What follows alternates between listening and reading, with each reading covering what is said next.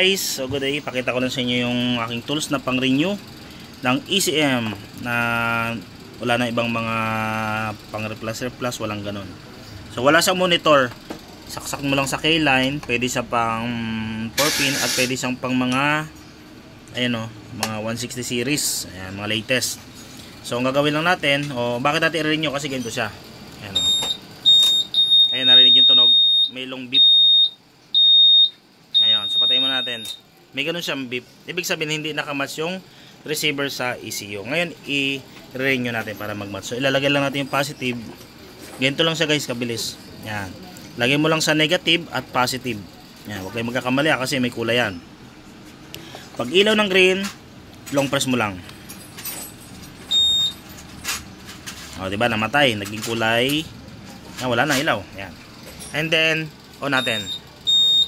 Pag on mo, magbi-blink siya ngayon na mabilis. Ayan o. Ayan. Ganyan siya kabilis. Hintayin mo lang mawala yung long beep na yun o. Ayan. Long beep. Long beep. Ayan. Tuloy-tuloy ang blink niyan.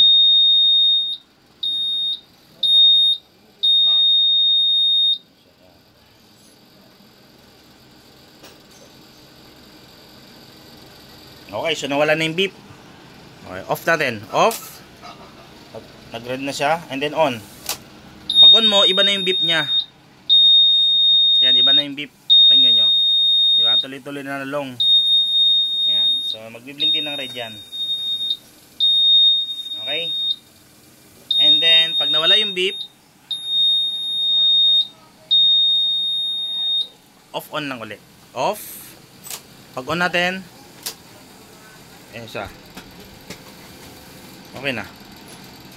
Wala nang beep. And then start. Yan. Diba? Andar na siya. Ganun lang siya. So, marami tayong option ng tools guys. Yan. Kaya stay tuned lang kayo sa aking mga tutorial. Ipakita ko sa inyo yung mga ibang mga tutorial pa. Ayan, mandar na siya oh. So gagawin natin dyan, wala din tayong pang reset kasi kailangan to guys i-reset after natin na ma-renew. So may jumper naman pwede naman lagyan ng jumper yan, and then magre-reset tayo ng manually, pwede rin naman. Okay, so saan ba mabibili yung tools na to guys? Ayan, per order yan. Kung gusto nyo magkaroon yan, order lang kayo sa akin guys. Okay, so magandang araw sa ating lahat.